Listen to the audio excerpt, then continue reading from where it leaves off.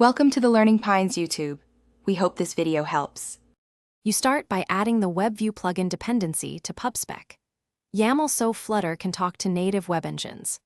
Once added, make sure Android uses Android X and Min SDK version is 19 or higher.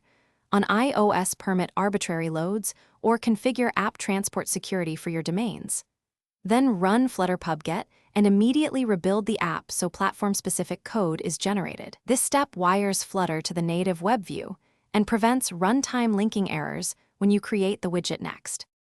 You should implement the WebView inside a stateful widget so you can hold a WebView controller and react to lifecycle events. Initialize the controller in OnWebView created and choose JavaScript mode. Unrestricted only when you trust the content, otherwise use disabled.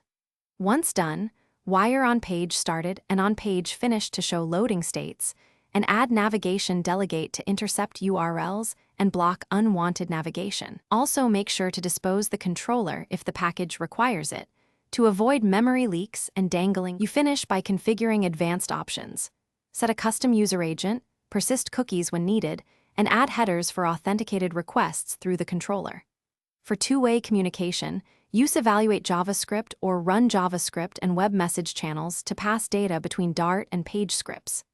If things fail, make sure to clean and rebuild platform folders, clear app data, and verify Android manifest and info. List permissions and entitlements.